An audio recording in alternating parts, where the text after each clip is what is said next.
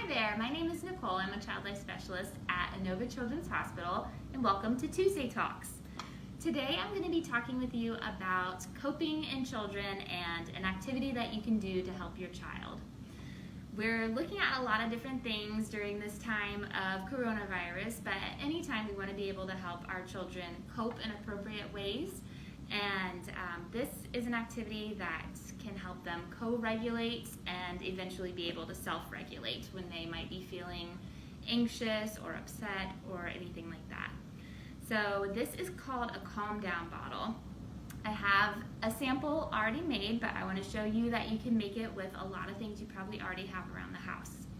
I have a Gatorade bottle that I'm going to use today. You can also use a water bottle. The smart bottles are really good shapes for little hands. If you have older kids or teens, you could even use an old pasta sauce jar, but it is glass, so we want to make sure that it won't go slipping and breaking from anybody. So the great thing about these is it's a tool that you can build with your child. So with any kind of coping technique, it's best to teach it to your child when they're already calm and in a relaxed state. When our brains are anxious and worried and upset, we can't go to coping mechanisms that we don't already have. So this is a great thing for you to be able to build with your child together. You can include your child in this process in whatever way makes sense for their age and development. This is a great thing that can be used across all ages from toddlers to teens. And what you can do is take whatever container you have, and again, consider maybe something you have around the house, something that will be good for your child's age and needs. So with this Gatorade bottle, I already have it filled a bit. We're going for like 80% here, I think, of warm water. So you're going to use water, glue, food coloring, and then you get to add kind of whatever you want or your child wants. I have glitter. We also have beads, letters that you could spell out something like the word calm or strong, anything like that. So together with your kid, you can put these together. They can pick out what they want to do. You can talk to them about something that makes me upset is when I get up and I stub my toe on the table and I get really mad, and sometimes I need help calming down, whatever example you want to give. And then you could ask your child, what's a time where you might get mad? And start that conversation that they can kind of be identifying feelings, and then make this together. So you might ask your child, like, they want to put in the color blue for their water. Well, I wonder what feeling you think of when you use blue. And they might say, it's pretty. Or they might say, it makes me feel calm. Or different things like that. So you can be identifying colors and feelings. Lots of different ways that you can do this with your kids to get them involved. So we want to start with our water and make it warm so that the glue can melt a bit. So again, we're kind of going for 80% water, maybe 20% glue. Make sure you leave a little bit of room at the top so that when you shake it, it's got room. So I will open this up, get my glue. You probably have a smaller bottle at home, but here at the hospital, we need a lot of stuff on hand. All right, so I'm gonna fill it up, and I'm making sure to leave a bit of room at the top. And now that that's in the warm water, it's kind of dissolving. I'm gonna add the color blue because that makes me calm.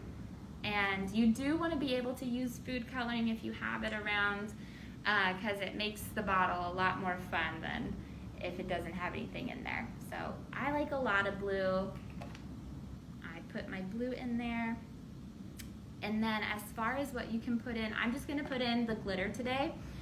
I like to use fine glitter, but you can use whatever you have or whatever your child likes. You can use those big chunky glitters, beads, anything else that might be fun for them to shake up and watch. So I like a lot of glitter, so I'm just gonna dump this right in. And it's gonna need some help all going down. Okay. So now, and you can play with the ratios to see how long it takes the glitter to fall down. Maybe you want it to go slower, so you add more glue. Maybe you want it to go faster, so you add more water. So you can play around with it. I'm giving the ratios because each container is gonna be different sizes. So now I'm gonna shake it up, give it a little bit of help to melt that glue around. And now you can see that the glitter is all swirling around. And the point of being able to do this, so maybe your kid is mad, and that's okay. We want to find healthy ways that they can let this out. So maybe they're really mad and they shake it a lot, and then they set it down. Take a deep breath and watch the glitter fall. So this is something that your child can do on their own. They can also do it with you, and maybe while you're watching, you're just quiet for a little bit, sitting there with them. And then maybe when you feel like it's an okay time to talk, then maybe you just comment on your observations. I see this glitter is falling slowly down, down. Sometimes the glitter comes back up and then it goes back down. So you're just watching together, and then as your child starts to kind of calm down and is in a better state that they can talk with you, then maybe that's an appropriate time that you can kind of discuss what made them upset, what's helping them calm down, and kind of open the conversation that way. But you know your child best, so you'll be able to see what their cues are, and how you can help move them from a deregulated state of being upset or angry or frustrated, which we all can get at any time, to being back to a regulated state. So I talked in the beginning about co-regulation versus self-regulation. So having an outside tool can often help us when we can't self-regulate within our own breathing or whatever it is that we can do to kind of calm ourselves down.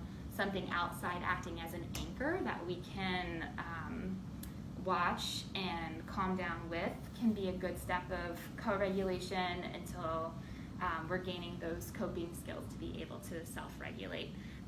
Also, they're a lot of fun. So even in times, like I said in the beginning, we want to introduce these skills when kids are in a calm state. So it can be something that's fun for you guys to do together and talk about together, and then a great tool to pull out when you're feeling a little anxious or upset. So I've got my green one here, my blue one here. And then another good idea is once you've got the ratios the way you like them, let the whole bottle cool off with the top off. And when you're ready, seal it with some super glue. That way, if for whatever reason someone gets a little too rambunctious with shaking it and it drops on the floor, it's not gonna break open and have water and glue squirting everywhere. So that is, in a nutshell, how to put together a calm down jar. And you can find all kinds of different resources on Pinterest, on YouTube, and maybe some different ideas of what you could put in it.